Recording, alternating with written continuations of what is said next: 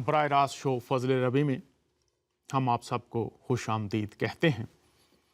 خداوند کا شکر ادا کرتے ہیں، پھر سے آج اس نے یہ موقع فراہم کیا کہ ہم اس کے کلام میں سے سیکھ سکیں اور بنی نوع انسان کے لیے اس کی جو رہنمائی ہے اس کی طرف رجوع کریں اور برکت پائیں۔ ہمارے ایک دوست نے ہمارے فیس بک پر لکھا تھا کہ مسیحوں کی بائبل امریکہ میں اور ہے، فرانس میں اور ہے، جناب یہ کیا چکر ہے؟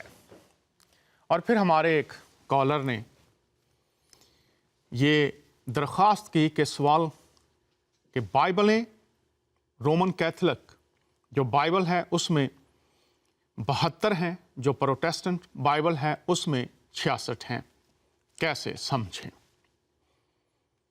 اس موضوع پر ہم نے بات کی، پہلا حصہ آپ دیکھ چکے ہیں، آج دوسرا حصہ ہے اور اس پر بات کریں گے۔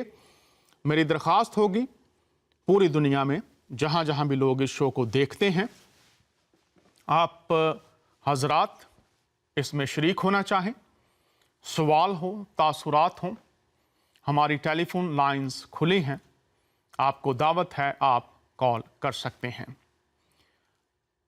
الہامی کتب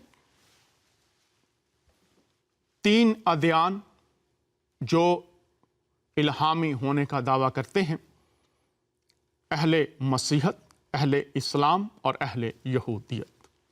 اہل یہودیت بھی ہم مذہب کو کہتے ہیں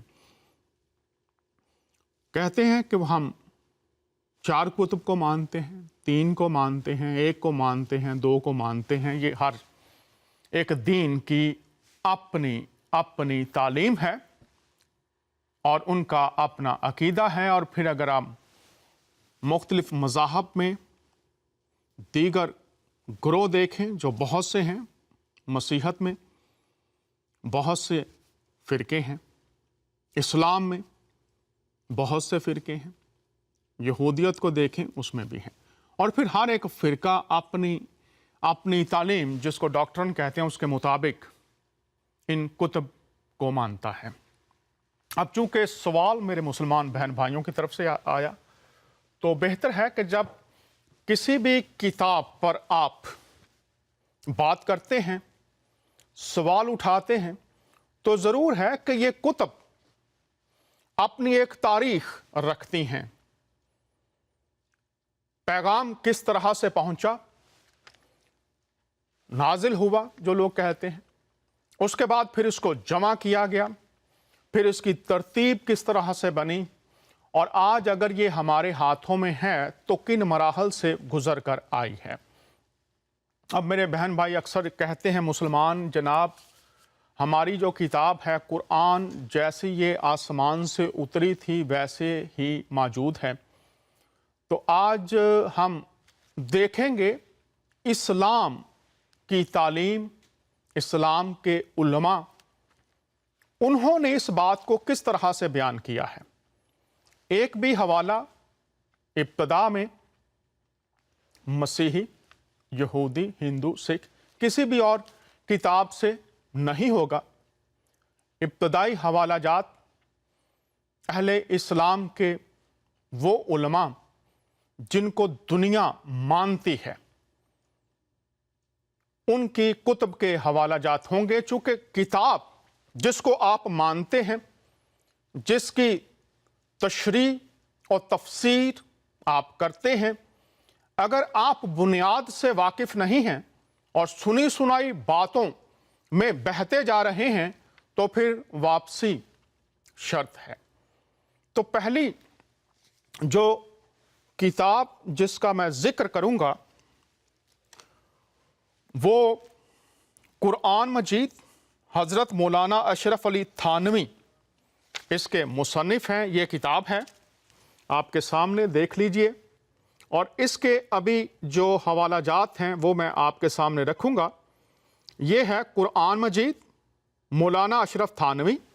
اور اگر کوئی شخص اشرف تھانوی کے بارے میں نہیں جانتا تو میں تھوڑا سا صرف بتا دوں، چونکہ یہ پروگرام تفصیل کے ساتھ کر رہے ہیں، مولانا اشرف تھانوی انڈیا میں پیدا ہوئے، جو دیوبند مسلک ہے اس کے جد امجد یا بانیوں میں سے ایک بڑا نام، درجنوں کتب کے مصنفین میں سے ایک بڑا نام ہے، درجنوں کتب ہیں ان کی، اردو میں ترجمہ شدہ بھی ہیں، عربی میں بھی ہیں، اور دنیا ان کو مانتی ہے۔ اور جب کوئی محقق اور مفسر کسی بات کو لوگوں تک پہنچاتا ہے تو وہ نہ جانے کتنے شب و روز ان باتوں کو ڈھونڈتا ہے، تلاش کرتا ہے، تاکہ کوئی بھی بات ایسی شامل نہ ہو جائے جس کو وہ ثابت نہ کر سکے۔ تو آئیے دیکھتے ہیں اس کتاب میں سے، میری ٹیم نے بڑی محنت کی، میں سب کا شکر گزار ہوں جنہوں نے میرے ساتھ محنت کی ہے۔ تو یہ پہلی سلائیڈ آپ کو دکھا رہے ہیں، عنوان ہے قرآن مجید کے نزول اور جمع و ترتیب کے حالات۔ فرید بک ڈیپو، 422 بازار، مٹیا محل، دہلی 6۔ اب اس کتاب میں آپ جانیں گے پہلا جو دور ہے اسلام کی جلیل القدر ہستی، اسلام کے آخری پیغمبر، ان کا دور، کس طرح سے نزول قرآن ہوتا تھا۔ اور یہاں پر ہم پہلی بات دیکھتے ہیں اس سلائیڈ میں، یہ میں آپ کو بتا دوں، آپ یہ قرآن لے کر ضرور پڑھیے، اور اس کے جو پہلے صفحات ہیں، آپ پہلے صفحے سے لے کر چھٹے صفحے تک یہ تمام باتیں موجود ہیں۔ اب اگر آنے والے ایڈیشن میں کوئی ان کو نکال دے یا بدل دے تو وہ ایک الگ بات ہوگی، لیکن آئیے تاریخی اعتبار کو دیکھتے ہیں۔ یہاں پر جو پہلی بات آپ کو ملے گی، بہت سے لوگ کہتے ہیں جی کتابیں منسوخ ہو گئی ہیں، دیگر کتب منسوخ ہو گئی ہیں، تو قرآن میں دیگر کتب سے متعلقہ منسوخی کی آیات میں دعوت دیتا ہوں، اگر مل جائیں تو مجھے کال کیجئے، ویسے بھی ہر ہفتے لائیو ہوتے ہیں، ان پر بات ہو سکتی ہے۔ یہاں پر پہلی بات جو مولانا اشرف تھانوی صاحب نے لکھی ہے، وہ کہتے ہیں قرآن مجید کے نازل ہونے میں یہ حکمت بھی تھی کہ اس میں بعض آیتیں وہ تھیں جن کا کسی وقت منسوخ کر دینا خدا تعالیٰ کو منظور تھا۔ قرآن مجید میں 3 قسم کے منسوخات ہوئے۔ اب یہاں پر دیکھ لیجئے کہ خود مولانا بات کر رہے ہیں اور منسوخی کی بات کر رہے ہیں کہ کچھ آیات ہیں جو منسوخ ہونے والی ہیں۔ تو اس کے لیے جو لوگ بات کرتے ہیں ان کو چاہیے کہ وہ پہلے پڑھیں کہ منسوخی کی جو آیات ہیں قرآن میں وہ کس کتاب سے متعلقہ ہیں۔ اب اس میں بتایا گیا ہے کہ جو منسوخی ہے اس کا طریقہ کار کیا ہے، کیسے وہ ہوئی۔ اب یہاں پر آپ دیکھ لیجئے، خود پڑھ لیجئے کہ منسوخ ہونے والی آیات اور سورتیں، اور پھر ایک حدیث ہے جس میں لکھا ہوا ہے کہ آپ خود بھی پڑھیے، اب وہ صحیح ہے، صحیح حدیثوں میں مانتے ہیں یا نہیں۔ وہ یہ ہے، میں مختصر خلاصہ بیان کروں گا کہ ایک بکری آئی اور وہ کچھ آیات جو نازل ہوئی تھی وہ بکری کھا گئی، احادیث میں موجود ہے، خود مطالعہ کیجئے۔ اب یہاں پر جو بات کہی جاتی ہے کہ جس طرح سے یہ کتاب نازل ہوئی اسی طرح سے یہ محفوظ ہے۔ تو اب یہ جو بات کی جاتی ہے، کیا مولانا تھانوی جو بات کر رہے ہیں کہ یہ منسوخ ہو گئی، نکال دی گئی، تو اگر لوگ یہ کہتے ہیں کہ یہ کتاب جناب ویسے ہی محفوظ ہے، تو مولانا نے یہ بات یہاں پر واضح بیان کی کہ ویسے ہی نہیں، کچھ منسوخ ہوئی ہیں، نکال دی گئی ہیں۔ تو جب لوگ یہ بات کرتے ہیں کہ جناب ویسے ہی محفوظ ہے، تو پھر لوح محفوظ تک کسی کی پہنچ ہو تو وہاں سے پھر تصدیق کے لیے کوئی شخص آئے اور بتائے کہ وہاں پر بھی وہ آیتیں نکال دی گئی ہیں، صورتیں نکال دی گئی ہیں، یا وہاں پر وہ موجود ہیں، تو مولانا تھانوی صاحب یہ بات کر رہے ہیں، یہ آپ کی کتاب ہے، تو کیوں نہ ہم پہلے کتب کا خود مطالعہ کریں اور پھر ہم بات آگے بڑھائیں۔ تو انہوں نے بتا دیا، اگر کوئی کہتا ہے وہ ویسے ہی محفوظ ہے، تو لوح محفوظ سے پھر تصدیق کرنا پڑے گی کہ کون کون سی آیات یا صورتیں نکالی گئی، اور جو حدیث موجود ہے کہ بکری کھا گئی وہ دوبارہ نازل ہوئی یا نہیں ہوئی، وہ پھر اس کتاب کا حصہ بنی یا نہیں بنی۔ یہ بھی ایک علمی طریقہ ہے سوالات اٹھانے اور ان کے جوابات ڈھونڈنے کا۔ تو ضرور ہے مولانا اشرف تھانوی کی جو تحقیق ہے اس کے مطابق پھر آج کے بعد اگر کوئی شخص یہ بات کرے کہ ویسے ہی محفوظ ہیں جیسے اتری ہیں، تو پھر ان باتوں کو اور وہ جو حدیث ہے اس کو ہمیں ذہن میں رکھنا پڑے گا۔ اس کے بعد جو چوتھا صفحہ آتا ہے، پھر ہم آ جاتے ہیں حضرت ابو بکر اور حضرت عمر فاروق کے دور میں۔ اب یہاں پر ہم دیکھتے ہیں کہ سب سے پہلے قرآن مجید کے یکجا کرنے کا خیال حضرت امیر المومنین فاروق اعظم کے دل میں پیدا ہوا، اور اگر آپ تھوڑا سا آگے پڑھیں گے تو پھر آپ کو پتہ چل جاتا ہے کہ ایک جنگ تھی اور اس جنگ میں بہت سے جو حافظ تھے وہ شہید ہو گئے، اور انہوں نے کہا کہ آگے ہم دیکھتے ہیں، جو میں پڑھنا چاہتا ہوں آپ کے سامنے یہ سلائیڈ اس لیے ہے، میں شکر گزار ہوں پھر اپنی ٹیم کا، انہوں نے بہت محنت کی۔ یہاں پر لکھا ہوا ہے، حضرت فاروق نے ان کی خدمت میں عرض کیا، صدیق اکبر کی، حافظ قرآن شہید ہوتے جاتے ہیں اور بہت سے جنگ یمامہ میں شہید ہو گئے۔ اب یہاں پر بات بہت ہی اہم ہے، مجھے خوف ہے، یہ وہ اپنی بات کر رہے ہیں، مجھے خوف ہے اگر یہی حال رہے گا تو بہت بڑا حصہ قرآن مجید کا ہاتھ سے جاتا رہے گا، لہٰذا میں مناسب سمجھتا ہوں کہ آپ اس طرف توجہ فرمائیے اور قرآن مجید کے جمع کرنے کا اہتمام کیجئے۔ حضرت صدیق نے فرمایا، جو کام نبی صلی اللہ علیہ وآلہ وسلم نے نہیں کیا اس کو تم کیسے کر سکتے ہو؟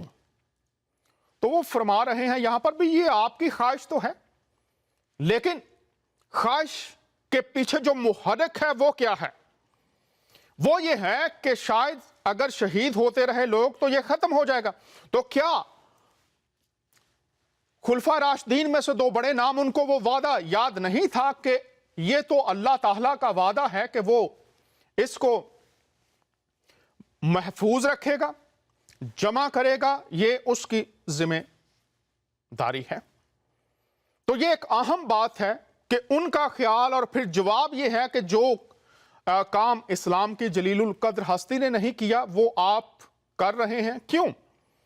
اب پھر آگے بڑھتے ہیں اسی دور میں، پھر انہوں نے قرآن جمع کیا۔ جب قرآن مجید صحابہ کے اہتمام بلیغ سے جمع ہو چکا، حضرت فاروق رضی اللہ تعالیٰ عنہ نے اپنے زمانہ خلافت میں اگلی بات اس کی نظر ثانی کی، اور جہاں کہیں کتابت میں غلطی ہو گئی تھی اس کی تصحیح فرمائی۔ اب اردو کے یہ جو الفاظ ہیں، نظر ثانی کی اور تصحیح فرمائی، دونوں لفظوں کا مطالعہ کیجئے۔ اگلی بات، سال ہا سال اس فکر میں رہے اور اکثر اوقات صحابہ رضی اللہ تعالیٰ عنہ سے مناظرہ بھی کیا۔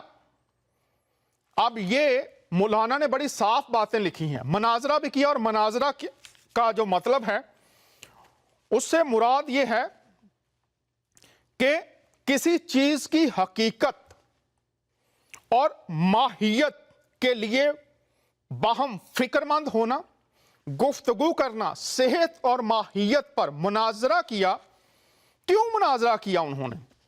اگر جناب ایک ہی کتاب ہے، سب کے پاس وہی ہے، تو پھر یہاں پر ہے کہ مناظرہ کیا اور کبھی صحت اسی مکتوب کی ظاہر ہوئی، یہ کبھی صحت اسی مکتوب کی ظاہر ہوئی. مکتوب سے مراد ہے تحریر، لکھی ہوئی تحریر. اسی مکتوب کی ظاہر ہوتی تھی. کبھی اس کے خلاف، یہ مولانا اشرف تھانوی آپ کی کتاب ہے، کبھی اسی مکتوب کی ظاہر ہوتی تھی، کبھی جو تحریر آتی تھی، کبھی اس کے خلاف. تو یہ آپ کی کتاب ہے، ہمیں کوئی ضرورت نہیں ہے کسی کو بھی، کسی مذہب کے شخص کو، تو ہم آپ سیکھ رہے ہیں آپ کی کتابوں سے. اس کے خلاف پس فوراً اس کو صحیح کر دیتے تھے، فوراً اس کو صحیح کر دیتے تھے. تو اگر ویسے ہی موجود تھی اور ان تمام احباب کے پاس تھی، صحابہ سے مناظرہ، اور پھر اگر صحت اس مکتوب کے مطابق نہیں تو پھر اس کو صحیح کر دیتے تھے. پھر جب یہ سب مدارج طے ہو چکے، حضرت فاروق نے اس کے پڑھنے اور پڑھانے کا سخت اہتمام کیا. حفاظ صحابہ کو دور دراز ملکوں میں قرآن و فقہ کی تعلیم کے لیے بھیجا، جس کا سلسلہ ہم تک پہنچا. ابو بکر اور جناب عمر ان کا دور ہے. آگے آ جاتے ہیں. پھر آگے آتا ہے، پس اور صحابہ نے بھی مثل ابن مسعود اور ابی بن کعب رضی اللہ تعالیٰ عنہ نے قرآن مجید کو جمع کیا تھا. غور کیجئے، بعض اور صحابہ نے بھی مثل ابن مسعود اور ابی بن کعب رضی اللہ تعالیٰ عنہ نے قرآن مجید کو جمع کیا تھا. کسی کی ترتیب نزول کے موافق تھی.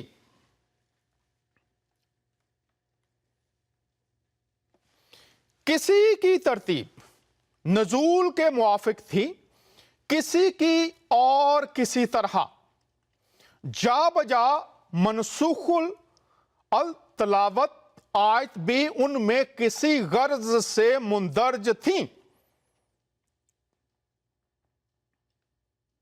غور کیجئے، یہ دو صحابہ کا نام ہے، انہوں نے بھی قرآن کو جمع کیا تھا. کسی کی ترتیب نزول کے موافق تھی اور کسی کی اور کسی طرح جا بجا جو منسوخ آیات تھیں، لکھا ہے، وہ بھی ان میں کسی غرض سے مندرج تھیں. پھر آگے کہیں کہیں تفسیری الفاظ بھی ان میں لکھے ہوئے تھے. تو جو احباب یہ کہتے ہیں جیسے نازل ہوا ویسے ہی محفوظ، تو یہ اسلام کی جلیل القدر ہستی، اسلام کے آخری پیغمبر، ان کے دور سے بات کی. پھر ہم نے جو خلفائے راشدین ہیں، جناب جلیل القدر ہستی عمر اور ابو بکر، اور اس کے بعد ہم دیکھ رہے ہیں دیگر صحابہ کا بھی ذکر فرمایا ہے. ان سب مصاحف کو حضرت عثمان رضی اللہ تعالی عنہ نے لے لیا، ورنہ آگے چل کر ان کی وجہ سے سخت اختلاف پڑتا. علاوہ اس کے یہ متفقہ قوت جو اس مصحف کے جمع کرنے میں تھی، ان مصاحف میں کہاں؟ یہ بڑی اہم بات ہے. صحیفے، یہ جو مصاحف ہیں، یہ صحیفوں کی جمع ہے. بہت سے رسالے، بہت سی تحریریں جن کو جمع کیا جاتا ہے، یہ جمع ہے اس کی. اللہ اور پھر لکھا ہے وہ صرف ایک ہی شخص کی محنت کا نتیجہ تھے، اس سبب سے اور بھی خرابیاں ان میں ہوں گی. تو ہم نہیں کہہ رہے، نہ ہمیں کہنے کی ضرورت ہے، لیکن جب کتب کا مطالعہ ایک طالب علم کے طور پر ہم کرتے ہیں تو پھر ضروری ہے کہ ہم دیکھیں. پھر اگلی بات جو ہمیں ان صفحات میں ملتی ہے، صحابہ کے زمانے میں قرآن مجید میں سورتوں کے نام، پاروں کے نشانات وغیرہ کچھ نہ تھے. اب اشرف تھانوی صاحب نے کمال کر دیا، تحقیق کی، ڈھونڈی سب باتیں کہ صورتوں کے نام، پاروں کے نشان وغیرہ کچھ نہ تھے، بلکہ حرفوں پر نقطے بھی نہ دیے گئے تھے۔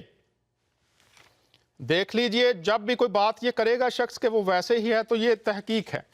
بلکہ بعض صحابہ اس کو برا سمجھتے تھے، وہ چاہتے تھے کہ مصحف میں سوائے قرآن کے کوئی چیز نہ لکھی جائے۔ عبد المالک کے زمانے میں ابو السعود یا امام حسن بصری نے اس میں نقطے بنائے اور اس کے بعد 500 اشر لکھے گئے، یہ زیر زبر وغیرہ، اور صورتوں اور پاروں کے نام بھی لکھ دیے گئے۔ اب یہ بھی تمام احباب جو کہتے ہیں کہ ویسے ہی تو یہ ترتیب ہے ساری، دیکھ لیجیے۔ اور پھر ہم بات کرتے ہیں آگے ایک اور کتاب کی، اور یہ کتاب ہے جناب، میں ایک بات یہاں پر مینشن کر دوں، جو حضرت عثمان نے کام کیا ہے وہ انہوں نے پھر باقی جو نسخے تھے سارے جلا دیے۔ اب وہاں پر تاریخ کی سب کتابیں پڑھ لیں، وہ کہتے ہیں جی پڑھنے پر اختلاف تھا، تو اگر پڑھنے پر اختلاف تھا تو قرات کرنے کی تصحیح ہونی چاہیے تھی، تحریریں کیوں جلائی گئیں؟ اب تحریریں جلائی گئیں اور تمام کتب پڑھ لیجئے، جتنے بھی طالب علم ہیں مدرسوں میں، یونیورسٹیز میں بیٹھے ہوئے ہیں، پڑھیے۔ اختلاف یہ تھا کہ جناب قرات جو ہے اس پر جھگڑا ہے، تو انہوں نے کہا ٹھیک ہے قرات کو بہتر کرتے ہیں، تو کیا کریں گے، سب جلدیں جمع کی، جلا دی گئیں اور ایک بنائی گئی۔ اب ہم پاکستان کے مفتی اعظم مولانا شفیع محمد جب لکھتے ہیں اپنی کتاب میں تو وہ کیا کہتے ہیں، آئیے ذرا اس چیپٹر کو بھی دیکھتے ہیں، وہ بھی قرآن کے نزول اور جمع کرنے کے تعلق سے ہے۔ اور یہ تمام احباب جو ہیں یہ عام لوگ نہیں ہیں، مفتی اعظم دیکھیے ان کی کتاب میں آپ کو دکھا رہا ہوں، یہ ہے معرف القرآن۔ اس میں سے ابھی دیکھیں گے حضرت مولانا مفتی محمد شفیع صاحب، مفتی اعظم پاکستان، ادارہ المعارف کراچی پاکستان۔ تو یہ کتاب ہے، اس کو دیکھ لیجئے گا، اس میں جو نزول کا چیپٹر ہے اس میں سے دیکھتے ہیں۔ یہ سلائیڈ ذرا دکھا دیجئے تاکہ سند رہے۔ اب جب وہ بات کرتے ہیں تو وہ کہتے ہیں، پہلے وہ 7 قراتوں کی بات کرتے ہیں کہ جو 7 قراتیں ہیں یہ وہ قراتیں ہیں جو اتری ہیں۔ تو پہلی 7 قراتیں ہیں جو صحیح ہیں، اتری ہیں، اور اس کے بعد یہ آپ مطالعہ کر سکتے ہیں، کتاب میں نے آپ کو بتا دی ہے۔ 7 قراتیں ہیں، مختصر کروں گا، اور 7 کے بعد وہ کہتے ہیں 10 اور 14 قراتیں ہیں پڑھنے کے طریقے جو ہیں، اور یہ صحیح ہیں۔ لیکن جیسا کہ پیچھے عرض کیا جا چکا ہے، ان 7 کے علاوہ اور بھی کئی قراتیں متواتر اور صحیح ہیں۔ مفتی اعظم پاکستان وہ کہتے ہیں، لیکن جیسا پیچھے عرض کیا جا چکا ہے، ان 7 کے علاوہ اور بھی کئی قراتیں متواتر اور صحیح ہیں۔ چنانچہ بعد میں جب یہ غلط فہمی پیدا ہونے لگی کہ صحیح قراتیں ان 7 ہی میں منحصر ہیں، تو متعدد علماء مثلا علامہ شذائی، ابو بکر بن مہران نے 7 کی بجائے 10 قراتیں ایک کتاب میں جمع فرمائیں۔ اب یہ پورا پڑھیے، وقت نہیں ہے۔ حضرت عثمان کے دور میں قراتوں پر جھگڑا، قرآن کی جلدیں سب جلا کر ایک بنائی گئی۔ اب یہاں پر دیکھیے مفتی اعظم فرما رہے ہیں 7 قراتیں ہیں، اور پھر 10 قراتیں ہیں، اور 14 ہیں۔ اور اب آپ خود اندازہ لگائیے۔ پھر یہاں پر ایک اور سلائیڈ میں آپ کو دکھا رہا ہوں، یہ دیکھیے اس میں بھی ہے، اور وہ فرماتے ہیں کہ اس کے علاوہ بعض حضرات نے 14 قاریوں کی قراتیں جمع کی اور مذکور 10 حضرات پر مندرجہ ذیل قراتوں کا اضافہ کیا۔ آخری جو یہاں پر بات ہے، ان میں پہلی 10 قراتیں صحیح القول کے مطابق متواتر ہیں اور ان کے علاوہ شاذ ہیں۔ اب یہ ایک دیگر بات ہے، لیکن 7 قراتیں صحیح ہیں، 10 صحیح ہیں اور 14 صحیح ہیں۔ تو اب یہاں پر سوال یہ اٹھے گا، اگر یہ ساری قراتیں صحیح تھیں تو پھر جناب اسلام کی جلیل القدر ہستی جناب عثمان کے دور میں اگر قراتوں پر جھگڑا تھا تو یہ قراتیں تو 7 ہیں، پھر 10 ہیں، پھر 14 ہیں۔ اب سوال یہ ہوگا کہ اسلام کی جلیل القدر ہستی، اسلام کے آخری پیغمبر، کیا آپ 7 قراتوں میں یا 14 میں یا 1 میں، کس میں آپ نے تعلیم دی اور سکھایا اور پڑھایا؟ پھر جو خلفائے راشدین ہیں وہ کون سی جو قرات ہے وہ استعمال کرتے تھے؟ اس کے بعد جو تابعین ہیں وہ کون سی قرات قرات کرتے تھے، پڑھتے تھے؟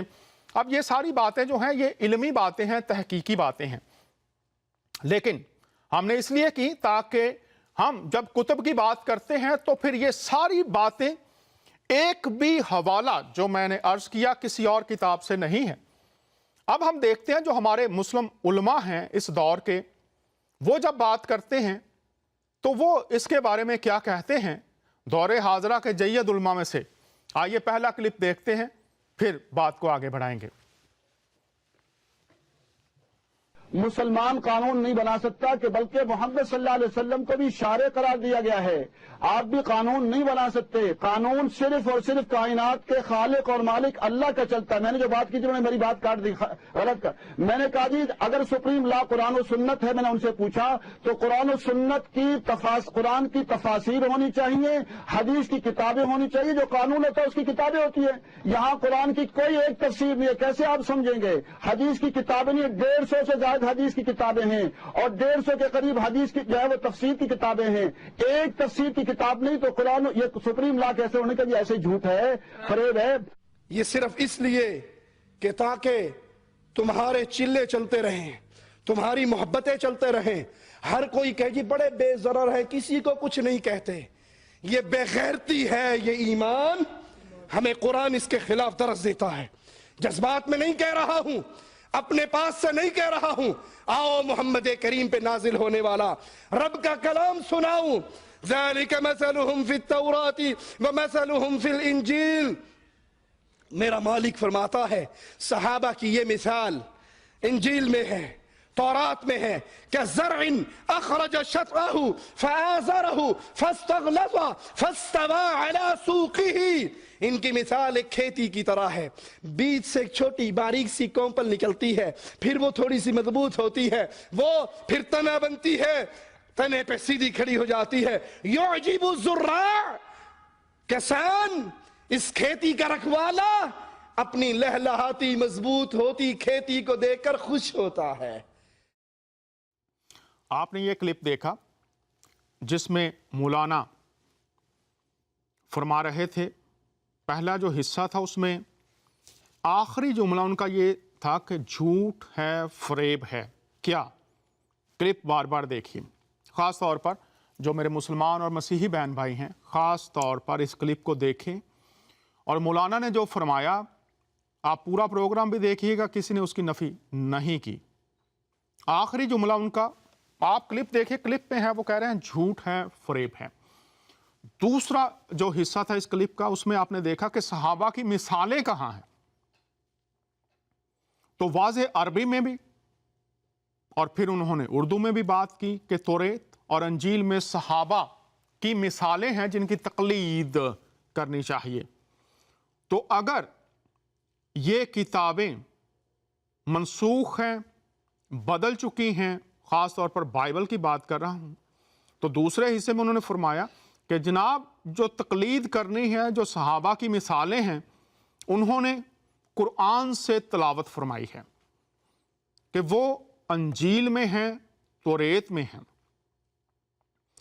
اور جب ہم بات کر رہے ہیں تو ایک اور میں سلائیڈ آپ کو دکھانا چاہتا ہوں، یہ کتاب ہے وچ قرآن، آپ حاصل کر سکتے ہیں، اور اس میں انہوں نے یہ کتاب ہے اور اس میں پبلشرز کا نام بھی ہے، مصنف کا نام بھی ہے، اور اس میں جو انہوں نے عکس دکھایا ہے جو ملا ہے قرآن کا، یہ آپ کے سامنے ہے، یہ اس نے مصنف نے موازنہ کیا ہے جو پہلے اشرف تھانوی صاحب نے تحقیقی باتیں ہمارے سامنے رکھیں، اس میں کھل جاتی ہیں ترتیب نزول اور جمع کرنے کے تعلق سے، پھر بہت سے مراحل جن میں سے گزرنا پڑا۔ تو یہ ساری باتیں اس لیے ہیں کہ جب ہم کسی بھی الہامی کتاب کی بات کرتے ہیں تو کیوں نہ پہلے ہم جو کتب ہمارے پاس ہمارے علماء نے ہم تک پہنچائی ہیں ان کی بات کریں۔ تو علماء میں سے دور حاضرہ کے ایک بہت بڑے عالم، جب ان سے بائبل کے متعلق سوال کیا گیا، وہ قرآن سکھاتے ہیں، قرآن پڑھاتے ہیں، تو وہ کیا فرماتے ہیں اس کلپ میں دیکھتے ہیں۔ آئیے سب مل کر دیکھتے ہیں اور ایک پھر سوال بات کو صاحب اور پیدا ہوتا ہے، میں چاہتا ہوں آپ سے پوچھ لیں کہ مسلمانوں میں بالعموم ایک غلط فہمی پائی جاتی ہے، وہ بائبل میں یعنی وہ سمجھ نہیں پاتے کہ کون سی کتاب تورات ہے، کون سی انجیل ہے، تو آپ ایک اسکالر کے طور پر اس کو کس طرح بیان کریں گے؟ اس کی وجہ بھی یہ ہے کہ ہمارے ہاں چونکہ لوگ عام طور پر ان کتابوں کا مطالعہ نہیں کرتے اور قرآن مجید نے جو ان کی تفصیل بتائی ہے اس سے بھی پوری طرح واقف نہیں ہوتے۔ اصل میں معاملہ وہی ہے جو قرآن کا ہے۔ قرآن کے معاملے کو اگر آپ دیکھیں تو پہلے وہ ایک نزولی ترتیب سے آیا ہے، اس کے بعد پھر رسالت میں آپ صلی اللہ علیہ وسلم کو چونکہ حکومت حاصل ہو گئی تو آخری زمانے میں پھر قرآن مجید کو جمع و ترتیب دے کے مرتب کیا گیا اور پھر وہ ہمیں کتاب کی صورت میں دیا گیا۔ تو وہ یوں سمجھ لیجئے کہ ایک نزول کی ترتیب تھی، ایک بعد میں وہ ترتیب ہے جس کے تحت اس کو کتاب کی حیثیت سے مرتب کیا گیا۔ یہ تورات جو ہے یہ تو ترتیب پا گئی، چنانچہ تورات کی جو پہلی 5 کتابیں ہیں ان میں اگر آپ دیکھیں تو پہلی 4 کتابوں کے اندر جو خدا کا کلام نازل ہو رہا ہے کتاب استثناء میں اس کو مرتب کر دیا گیا۔ اصل تورات کتاب استثنائی ہے، باقی جتنا ہے وہ نزولی ترتیب سے، تو وہاں دونوں پہلوؤں سے محفوظ ہے۔ انجیل کا معاملہ یہ ہوا ہے کہ چونکہ سیدنا مسیح علیہ السلام کو اقتدار حاصل نہیں ہوا تو اس وجہ سے کوئی باقاعدہ منظم حکومت نہیں بن سکی، کوئی نظم نہیں بن سکا، تو وہ اپنی نزولی ترتیب سے باقی رہ گئی اور یہی وجہ ہے کہ اس کو پھر مختلف راویوں نے بیان کر دیا۔ اگر رسالت میں آپ صلی اللہ علیہ وسلم بھی مثال کے طور پر عرض کر رہا ہوں کہ مکے کے بعد رخصت ہو جاتے تو قرآن بھی ہمارے پاس اس صورت میں ہوتا، کیونکہ وہاں یہ موقع مل گیا کہ اس کو ترتیب دے دیا جائے جیسے تورات میں موقع مل گیا۔ تو تورات مرتب ہے اور اس میں نزول کی ترتیب کے بعد اس کی ایک باقاعدہ ترتیب دے کے آپ پڑھیں کتاب استثناء کو تو یہ بالکل واضح ہو جاتا ہے۔ یہ معاملہ انجیل کے ساتھ نہیں ہو سکا، اس وجہ سے مسلمانوں کو تعجب ہوتا ہے۔ اب ہمارے پاس اصل میں انجیل کی روایتیں ہیں اور وہ ظاہر ہے کہ سیدنا مسیح علیہ السلام کے بعد اسی طریقے سے مرتب کی گئی ہیں۔ ان کو قرآن مجید کی آپ روشنی میں دیکھیں تو معلوم ہوتے ہیں کہ ان میں خدا کا کلام ہے، خدا کا نور ہے، خدا کی ہدایت ہے۔ کچھ مقامات ایسے ہیں جن مقامات کے بارے میں شرح و تفسیر کے اختلافات ہوئے ہیں، ورنہ جہاں تک انجیل کا تعلق ہے وہ تو بالکل ٹھیک وہی تصور پیش کرتی ہے دین کا جو قرآن مجید پیش کرتا ہے کہ آپ کو اعمال صالحہ کی بنیاد پر جواب دہ ہونا ہے اور خدا کی بادشاہی میں داخل ہونے کے لیے رحم، محبت اور خدا کی اصل حقیقت کو سمجھنا ہے اور انسانوں کے ساتھ مواصلات پیدا کرنی ہے۔ آپ نے غامدی صاحب کا جواب سنا، انہوں نے فرمایا یہ خدا کا کلام ہے۔ لوگ مطالعہ نہیں کرتے اس لیے کہ شاید وہ کہیں سے سنی سنائی باتوں کے اثر کے نیچے ہیں۔ چونکہ موصوف نے خود مطالعہ کیا ہے اور کوئی عام شخصیت نہیں ہے،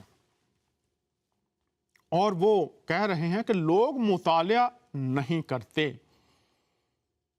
یہ خدا کا کلام ہے، اس میں ہدایت ہے، نور ہے، اور یہ کوئی آج سے 50، 100، 500 سال، 1000 سال پہلے کے عالم نہیں ہیں، دور حاضرہ کے عالم ہیں۔ پچھلے پروگرام میں میرے ساتھ ایک مہمان تھے، ان کے ساتھ بھی اسی تعلق سے گفتگو کی، انہوں نے بہت سی باتوں کو کھولا تھا، اور آج پھر میں متعارف کروانا چاہتا ہوں۔ ہمارے ساتھ ہیں جناب پروفیسر اصغر علی صاحب۔ سر، آپ کو خوش آمدید کہتے ہیں، کیسے ہیں آپ؟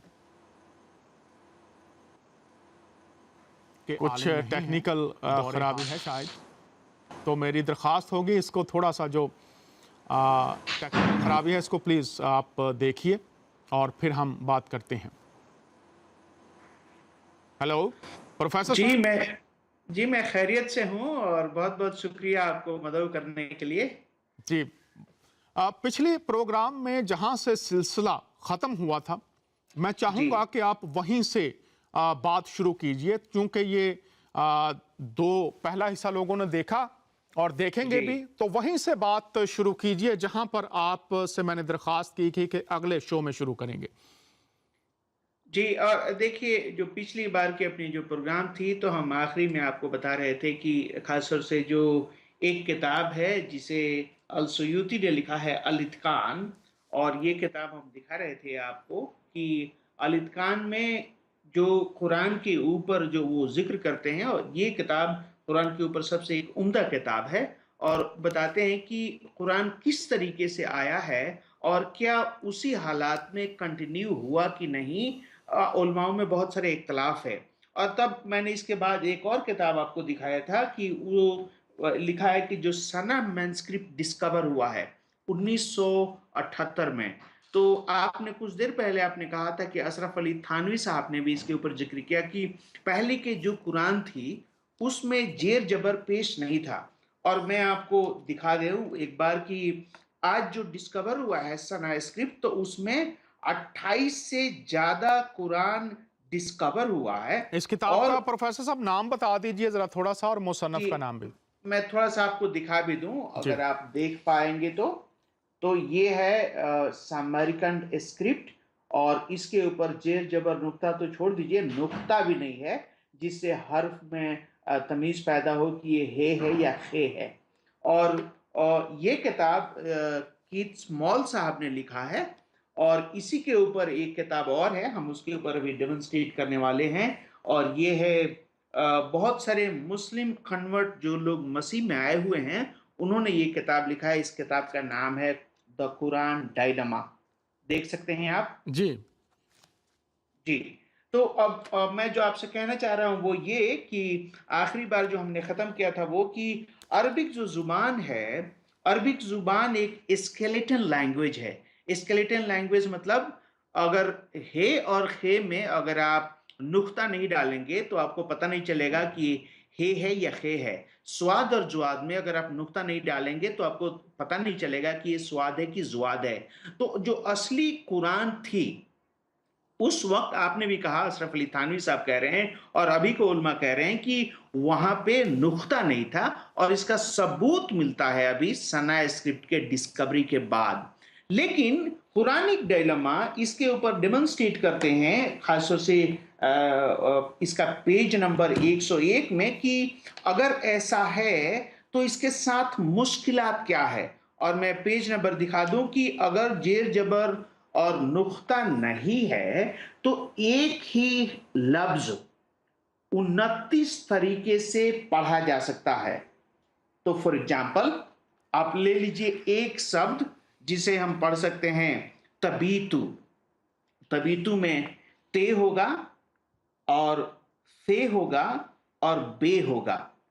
लेकिन अगर नुक्ता को हटा दें तो इसको यबीतु पढ़ सकते हैं, इसको नबीतु पढ़ सकते हैं, इसको यबूतु पढ़ सकते हैं, इसको तबूतु पढ़ सकते हैं, इसको तबात पढ़ सकते हैं, इसको नबात पढ़ सकते हैं, इसको थबात पढ़ सकते हैं, इसको थबातु पढ़ सकते हैं, इसको थाबित पढ़ सकते हैं, इसको तय्यब पढ़ सकते हैं, इसको तय्याब पढ़ सकते हैं, इसका तयाब पढ़ सकते हैं, इसको तबात पढ़ सकते हैं, इसको तबत पढ़ सकते हैं, इसको तैयाबुत पढ़ सकते हैं, इसको तैनात पढ़ सकते हैं, इसको तनबात पढ़ सकते हैं, इसको तबात पढ़ सकते हैं। और ये कह रहे हैं कि एक ही हर्फ को अगर नुक्ता नहीं है तो 29 तरीके से पढ़ सकते हैं। और इसका मीनिंग देखिए कैसे बदल सकता है। अगर हम पढ़ें इसको तबीतु तो इसका मतलब है, अंग्रेजी में वो कहते हैं सी पाउंसेस। लेकिन अगर मैं पढ़ूं नबीतु तो इसका होगा वी पाउंसेस। अगर मैं पढ़ूं यबूतु तो इसका मतलब होगा ही ब्रॉडकास्ट। अगर मैं पढ़ूं तबूतु तो इसका मतलब है सी ब्रॉडकास्ट। अगर मैं पढ़ूं नबूत तो इट ब्रॉडकास्ट। अगर मैं पढ़ूं थाबूत तो इसका मतलब होगा स्टेबिलिटी। अगर मैं पढ़ूं थाबित तो इसका मतलब होगा स्टेबल। अगर मैं पढ़ूं तय्यब तो इसका मतलब होगा women who is not virgin. अगर मैं पढ़ूं तियाब तो इसका मतलब होगा गारमेंट। अगर मैं पढ़ूं तैयाब तो इसका मतलब होगा कैमल आर्डर। अगर मैं पढ़ूं तबात तो इसका मतलब होगा लॉस, खो बहुत जाना। शुक्रिया, बहुत शुक्रिया तो प्रोफेसर एक साहब। ही यहाँ पर जी मैं बड़ी कहना माफी चाह रहा हूं कि एक जी बड़ी माफी चाहता हूं, चूंकि लिखा है कि हमने कुरान को साफ अरबी में नाजिल किया। तो इस पर आप क्या कहेंगे? आपने चूंकि इस्लाम और मसीहियत दोनों का मुतालिया किया है, आलमाना राय आपकी क्या होगी, ये बताइए फिर। जी, और ये लिखा है सूर्य अंकबूत 16 का 101 से लेके 103 में, जहां पर कहा गया है कि ये कुरान अरबिक में है, मुबीन तरीके से क्लियर अरबिक में एक्सप्लेन किया गया है। और इसके ऊपर ऑथर जेफरी साहब ने जो एक किताब लिखी है बहुत अच्छी, कि the foreign vocabulary of the Quran, वो कह रहे हैं कि ये बातें सही नहीं हो सकता है, क्योंकि वो तो लिस्ट लगाते हैं 2000 ऐसे अल्फाज हैं। पहली बात कि वो अरबिक नहीं है, दूसरी बात कि अगर ये मुबीन कुरान था, अगर क्लियर कुरान था, तो खुदा को चाहिए कि वो नुक्ता को डालता, खुदा को चाहिए था कि वो जेर जबर पेश को डालता। और मैंने आपको दिखाया कि देखिए ये कुरान कैसे टाइम बाय टाइम बदला है। ये कुरान है जो उस वक्त ओरिजिनल था, जिसमें जेर जबर पेश नहीं है, और आपको मालूम है कि अब बदल के आज का जो कुरान है, अगर आप कम से कम नुक्ता को देखें तो 15 लाख नुक्ते लगाए गए हैं इस कुरान के अंदर, कम से कम सिर्फ 15 लाख नुक्ते। तो ये कहना कि ये कुरान बिल्कुल क्लियर है, अरबिक में है, जनाब आप तारीख से, सबूत से साबित नहीं कर सकते हैं आप। बहुत शुक्रिया। इसमें प्रोफेसर साहब बहुत शुक्रिया, आपने ये बात खोली। तो मैं अब आपसे ये पूछना चाहता हूँ, चूंकि आप जी इस्लामिक और मसीही इल्म इलाही से वाकिफ हैं, तो आप मुझे ये बताइए फिर, अगर ये बात है तो हमारे जी जो इस्लामी उलमा हैं उनका जी नुक्ता नज़र इस ताल्लुक से कभी आया, किसी ने बयान किया, या कब खामोशी है इस नुक्ते पर? नहीं, देखिए ये तो एक अजीब बात है, ये आप पढ़िए। और खासतौर से ये तो अलित खान साहब इसके ऊपर एक सर्वे पैदा करते हैं कि इस्लाम में शुरू में कोई 400 साल ऐसा दौर रहा कि मुस्लिम उलमा लोग इसके ऊपर खुल्लम खुल्ला बातें करते रहे, इसके ऊपर वो लिखते रहे। लेकिन आपको मालूम है कि जो आपने हदीस कोट किया था, सही अल बुखारी वॉल्यूम 6 हदीस नंबर 509 और 510 में, जहां पर जिक्र है कि उस्मान साहब ने एक कुरान को मतलब कॉपी बनाया और तमाम मुस्लिम ममालिक में उन्होंने भेज दिया, और इसके बाद से उन्होंने जला डाला। तो आज के उलमा कहते हैं कि ये उस्मान के दौर में हुआ कि नहीं ये नहीं मालूम, लेकिन उस वक्त से एक तरीके से पॉलिटिकल कंट्रोल आया मजहब के नाम से। और 300 साल के बाद, क्योंकि बहुत सारे आलिमों को फांसी की सजा हो गई, उनको कत्ल किया गया, उनके हाथ पैर काट दिए गए, और तब से इस पॉलिटिकल कंट्रोल के वजह से आज उलमा लोग इसके ऊपर बात करना नहीं चाहते हैं, क्योंकि उनकी जान खतरे में है। लेकिन सर मैं दरख्वास्त करूंगा, वो तो एक दौर गुजर गया, आज का दौर है कि इंटरनेट का दौर है। तो मैं आपकी राय चाहूंगा कि आप इस बात को दोनों अतराफ से आप वाकिफ हैं, तो अगर कोई रिसर्च करना चाहता है, अगर कोई तह तक पहुंचना चाहता है, तो आप यहाँ पर क्या राय देंगे? पूरी दुनिया के जो तालिब इल्म इस पर रिसर्च करना चाहते हैं, क्या तरीकाकार वो इख्तियार करें? कि देखिए मौत जो है ना, वो तो खुदावंद, जिंदगी मौत खुदावंद के हाथ में है, लोग समझते हैं उनके हाथों में है, लेकिन तारीख को वो मसख करते हैं, लोगों को हकायक से दूर रखने की कोशिश करते हैं। लेकिन मैं ये समझता हूं कि शायद ये वक्त है कि खुदा ताला ने हमें दिया है कि हम जो मुसलमान हैं, मसीही हैं, यहूदी हैं, हम आज के दौर में एक ऐसा तरीका इख्तियार करें कि बातें तह दर तह जो हैं वो खुलती चली जाएं और बातें वाज़े हों, ताकि लोग उबहाम में ना रहें, उलझाव में ना रहें, उनको बातें समझ आएं।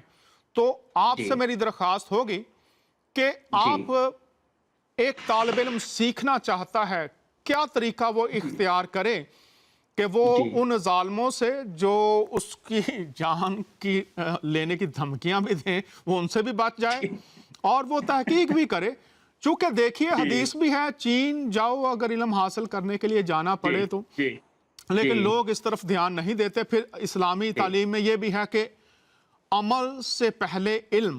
تو سر آپ ذرا بتائیے کیا کرے کوئی طالب علم؟ جی پہلے ہم آپ کو ایک علامہ اقبال صاحب کا شاعر ہے، بہت فیمس ہے، آپ کو معلوم ہوگا کہ سچائی چھپ نہیں سکتی کبھی بناوٹ کے وصولوں سے، سچائی چھپ نہیں سکتی کبھی بناوٹ کے وصولوں سے، اور خوشبو آ نہیں سکتی کبھی کاغذ کے پھولوں سے. لیکن ایک ہندوستان میں ایسا مووی چلا جس میں اس کے اوپر جواب دیا گیا کہ سچائی چھپ بھی سکتا ہے جب آپس میں میل ہو، سچائی چھپ بھی سکتا ہے جب آپس میں میل ہو، اور خوشبو آ بھی سکتا ہے جب کاغذ میں تیل ہو. تو دیکھیے ایک وقت تھا جب لوگوں نے پولیٹیکلی کنٹرول رکھا اور سچائی کو دبائے رکھا، لیکن ابھی وہ دور ہے. فار ایگزامپل میں نے پچھلے پروگرام میں آپ سے کہا، آپ نے بھی آج بتایا، یہ ابن ورقہ صاحب ہیں، یہ ایک مسلمان ہیں، ٹھیک ہے، اور انہوں نے ایک راستہ اپنایا کہ نہیں بھائی ہم حق کی خدمت کریں گے، حق کے اوپر بات کریں گے، اور انہوں نے یہ کتابیں لکھی ہے. اس کے علاوہ آپ کو معلوم ہے کہ دوسرے بہت سارے عالم ہیں. ہم مزمل صاحب کے بارے میں بتا رہے تھے، بھائی انہوں نے ایک کتاب لکھی ہے کہ قرآن کے اندر کیسے 28 قرآن میں الگ الگ قرات میں الگ الگ معنی تھے. یہ بھی ایک یہ مسلمان ہے. کتاب جو ہے اس کا نام پھر ذرا بتا دیجئے. اس کتاب کا نام ہے قرات، قرات. اور آن لائن پہ، ہاں آن لائن پہ اویلیبل ہے، تو آپ کو مل سکتی ہے. اس کے علاوہ ہم آپ کو بتا دیں کہ یہ جو قرآنک ڈائلما ہے، اس میں درجنوں مسلم لوگ ہی ہیں جو مطلب عرب کے ہیں خاص طور سے، اور یہ لوگ ابھی یورپ میں رہتے ہیں، اور انہوں نے یہ کتاب کو شائع کیا ہے.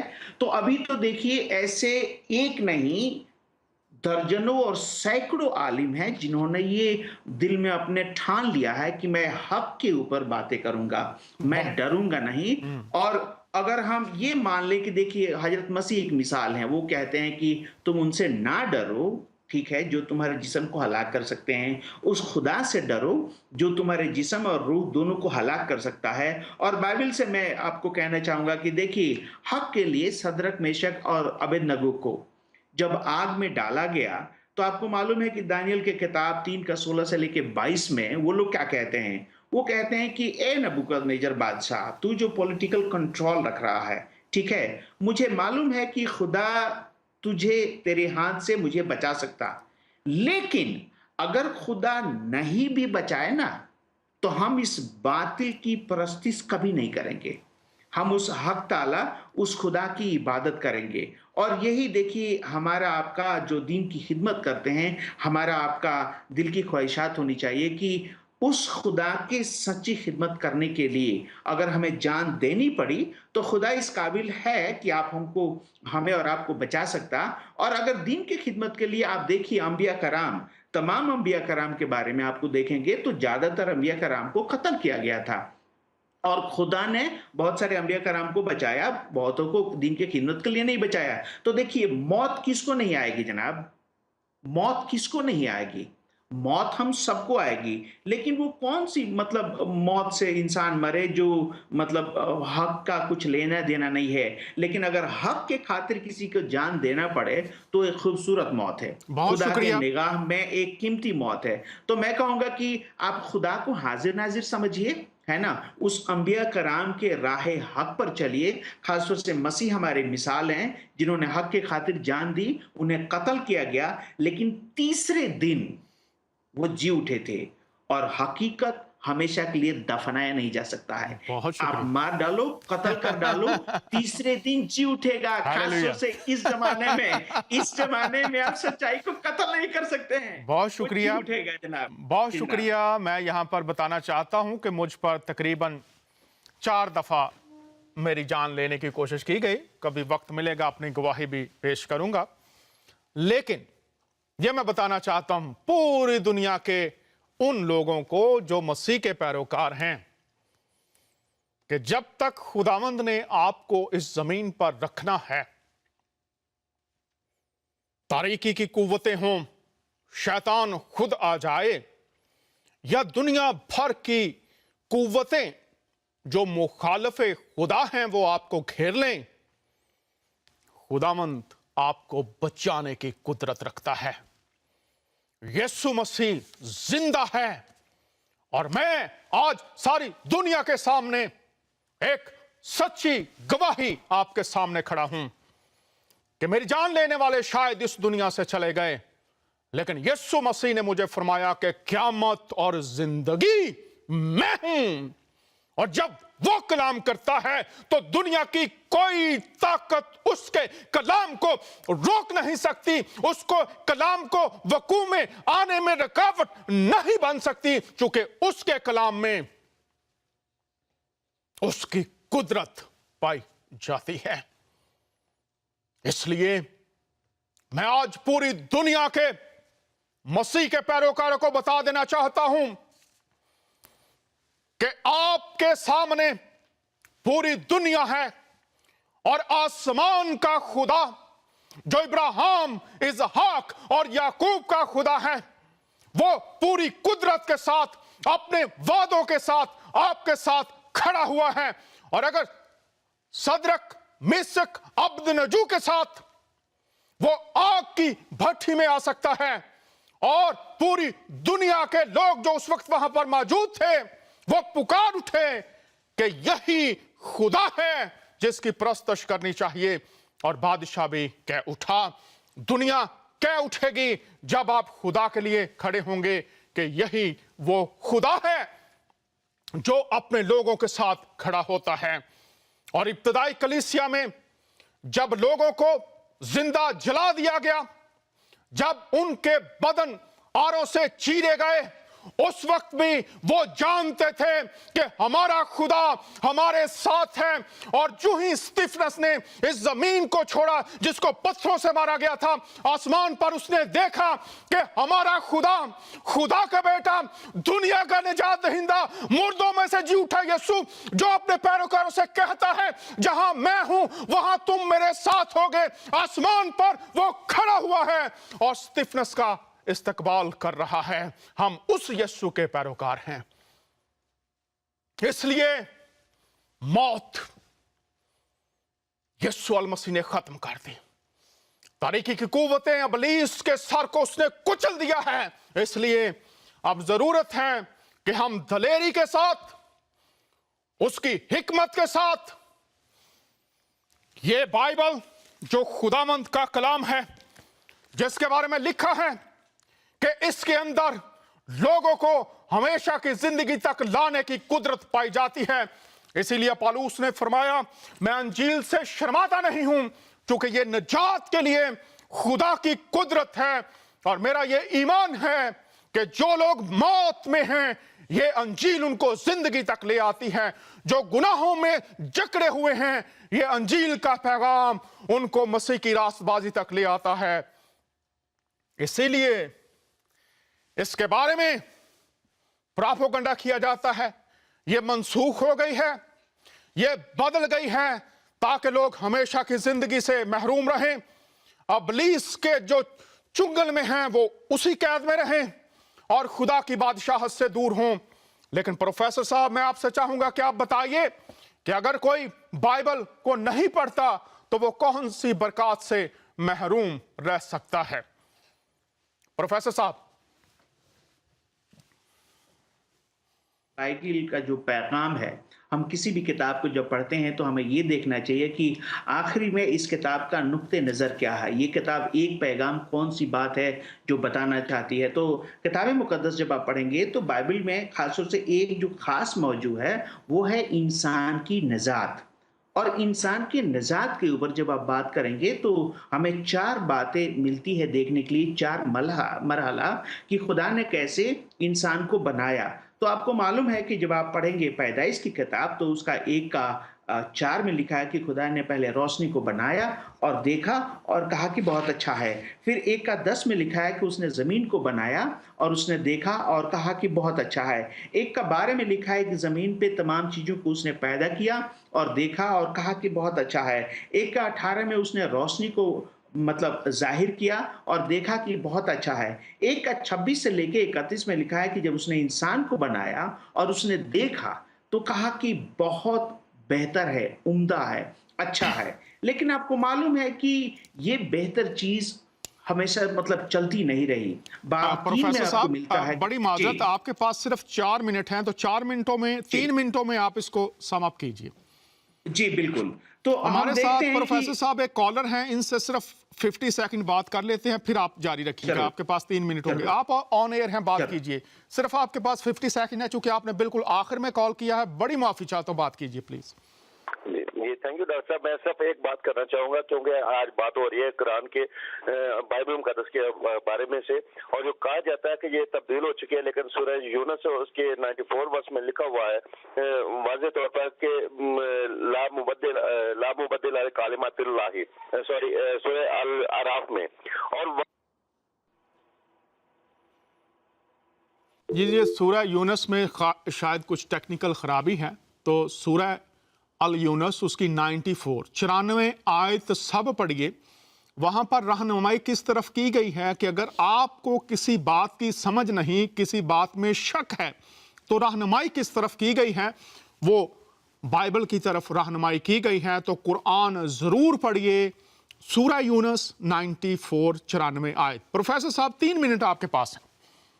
जी, और जो साहब कह रहे थे, तो देखिए एक आयत उन्होंने कोट किया कि लिखा है कि 37 आयत में कि ला मुबदला ली कलमातुल्लाही, ये किताबें बदली नहीं जा सकती, और 94 में आपने कहा कि अगर आपको शक है तो जाइए अहले किताब से पूछिए। लेकिन सूरह अल-माइदा 5 के 47 में लिखा है कि इंजील वाले को चाहिए कि हर एक बात की फैसला वो इंजील से करें। तो इसका मतलब है कि अगर इंजील तब्दील हो जाती तो खुदा ऐसे कैसे कहता।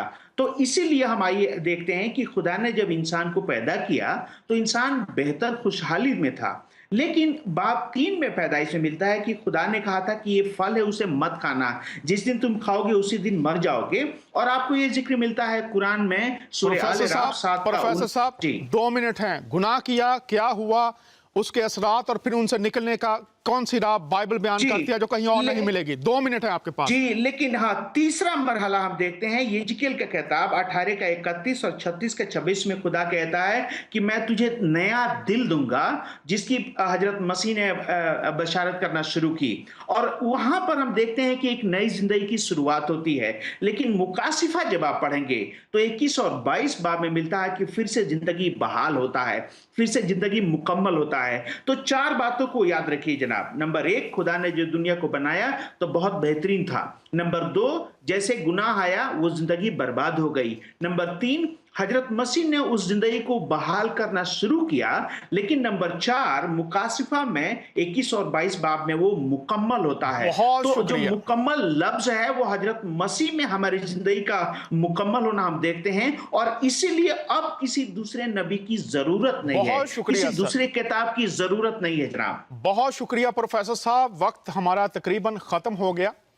बाइबल में खुदा के मंसूबे की तकमील है, पैदाइश से ज़ातुल मसीह तक, और उसमें इंसानों को हमेशा की जिंदगी, गुनाहों की मुआफ़ी, खुदा के हजूर कबूलियत, रास्तबाजी मिलती है।